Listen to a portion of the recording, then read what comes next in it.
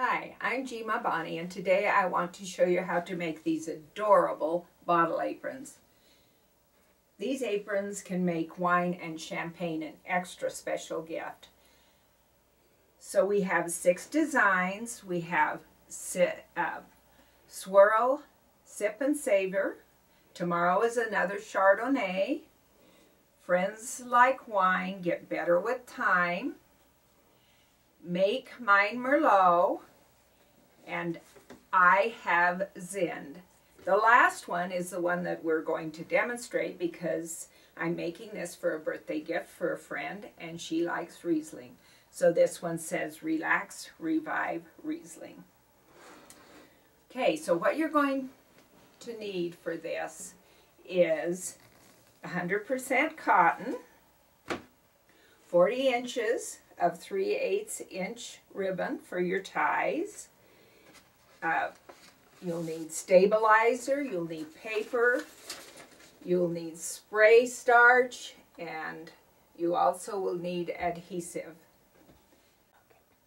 You will also need the embroidery threads of your choice and 2 different bobbins, and I'll explain why later.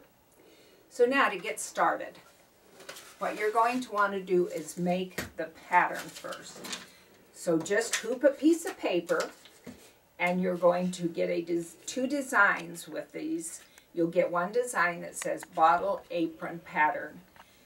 Bring that to your machine, sew out the pattern, use a different color thread, sew these out, and once they're sewn out, then you want to cut them just outside the sewing line. So you'll unhoop them, you'll unhoop it, and you'll cut it just outside that line, like that. Okay, once you get your pattern made, take your 100% cotton. You want to press it good, you want to press it well, and you also want to use spray starch on it. So go ahead and use some spray starch.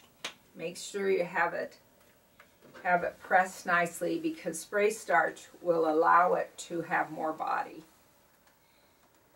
Once you get it pressed, fold it right sides together and cut out your pattern.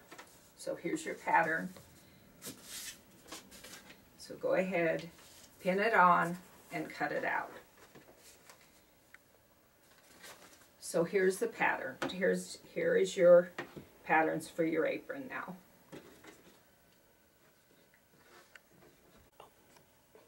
Next we're going to make the back. So the first thing you want to do is you want to hoop a piece of tearaway stabilizer. So if you're going to personalize this apron, what you're going to want to do is personalize it on the back. Bring Bottle Apron back design to your machine, and on that stabilizer you'll stitch out your first color, which is your placement line that you're going to put your fabric on. So this is the beginning of your back. Okay, remember the red lines that we stitched on our pattern? We're now going to cut those out to the outside of the red line, and we're going to use those to protect our casing from the adhesive. So once you get them cut out, put your material down on something that you've protected your workspace with. Lay it down, lay your protectors down, and now you're going to spray this with an adhesive. Okay, so now you want to spray all around. Try to keep your casing protectors down. Okay, once you get it sprayed, you need to put it on. Make sure you cover all of these.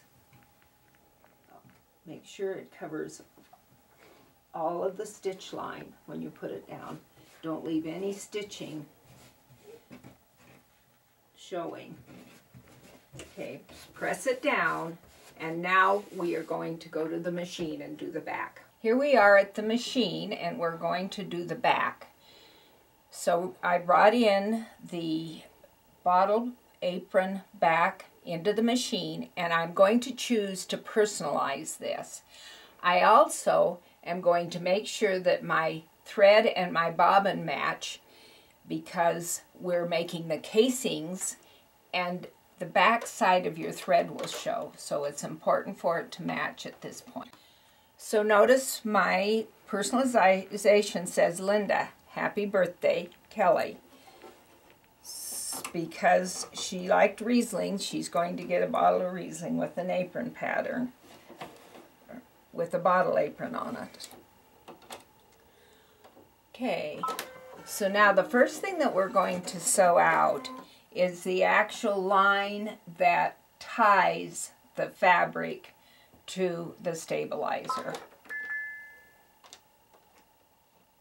Now that we're done with the tie downs, what you want to do is to cut anything that's hanging over to the outside of these tie downs, that about, oh, I don't know, 1 millimeter or 1.5 millimeters, so that it doesn't show when you get your satin stitch finished.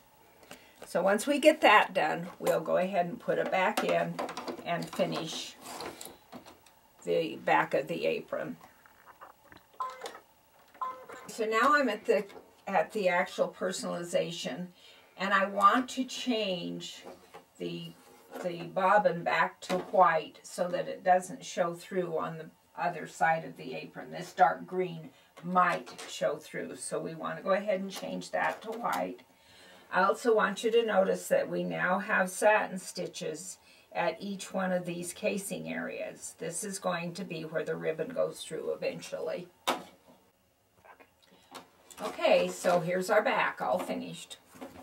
Personalized, going to make a really special gift. Next, we're going to do the front. So we'll remove this, and we will remove the stabilizer now. Okay, so now you want to press your back, so lay it face down, and put some wax paper over the top of it, just simply because you don't want to get any of that adhesive on your iron. It makes a mess. So if you just run your iron along it with the wax paper between that and your back, that will accomplish that. Now that we have it pressed, we're going to go ahead and make the front. Remember, it's important to make the back first and then the front. Okay, so here we have now again a piece of heavyweight stabilizer hooped in our 5x7 hoop. I'm going to change back to the green bobbin, because the first things I'm going to do are the casings and the outlines that will make the satin stitch. So I want that to be the same color.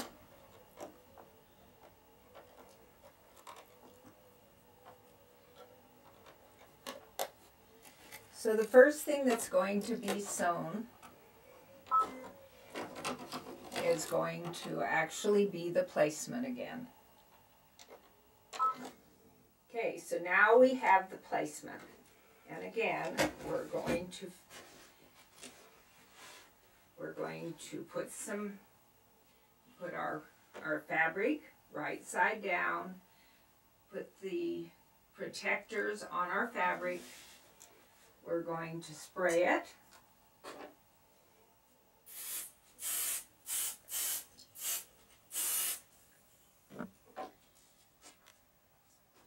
And we're going to then place our fabric down carefully over, covering all of the stitches. Make sure you have all of the stitches covered.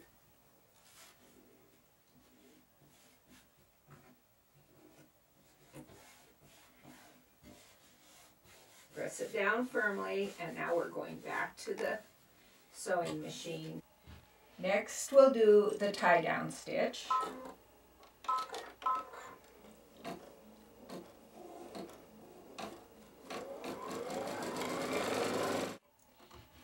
again, as we did with the back, anything that is going to hang outside, we need to snip off. So anything that's outside of about 1.5 millimeters we'll snip off.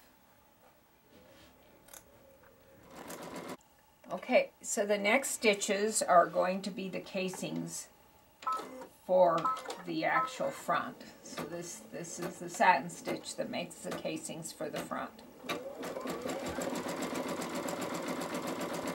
Now that that's done, we're going to go ahead and change our bobbin back to the white bobbin because we're going to do the rest of the design.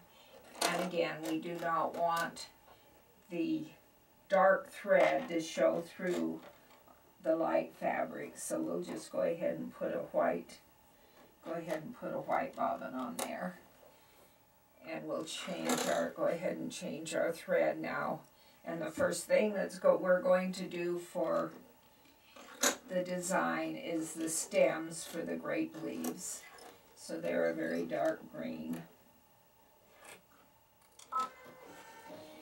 And from there, we'll just go ahead and keep going through till we're finished with the design. We'll keep changing the colors till we're finished with the design. Okay, so now that we've got the design all done, we're going to put the back to the front and do the final sewing satin stitch around and do the casings. So I'll go ahead and take it off and we'll put the back on it. So here we are, we've got the front done. Now we need to put the back to the front. So you need to turn the hoop over, and I use a book so that I make sure that I don't disturb the stabilizer when I press down. So we will go ahead and do the same thing. We're going to put adhesive on the back, trying to protect where the casing is so that we don't have our ribbons sticking to it when we try to pull it through. So we've got that done. Now we want to, right side up, we want to make sure that our casings are perfectly lined up. We're covering all of the stitching, just as we did before. Make sure all the stitching gets covered.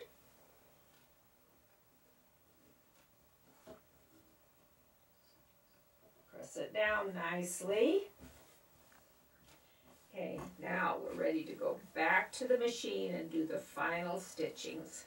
So we'll take it back to the machine. Okay, so the first thing we're going to stitch, it shows red on there, is the actual casing lines. So make sure that your bobbin is the same color as your fabric, which is white, and it is in my case. And then you want to make sure that you use a matching thread for your top stitching also. Unless you want the casings to show, and then you could go ahead and do a contrasting. You could do contrasting threads, but I like to have it the same color as my fabric.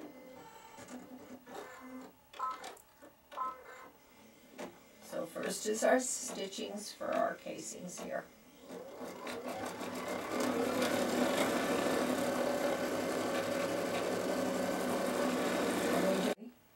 So now we've got our casings sewn here, and we're going to change our bobbin back to match the threads that we're going to use to finish the satin stitch. So you want to make sure and finish the satin stitch around the total apron in the same color that you use to make the casings, so that there's no break in the look. So it'll go around, we'll tack everything down, then we'll take the machine out and look at the back of it and make sure that everything looks good in the back.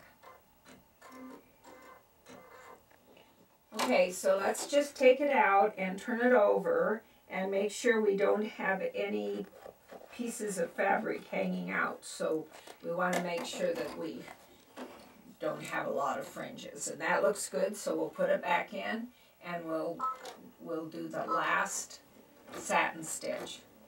Once the satin stitch is done, we're finished with the apron and we'll put the ties in. Okay, so now we're finished at the machine and we have the apron essentially done. So we'll just go ahead and pop it out of the hoop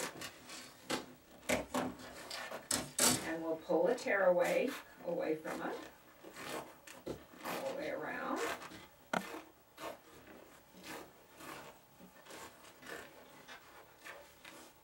And we'll clean up any little pieces of thread that's hanging out and not looking nice and neat.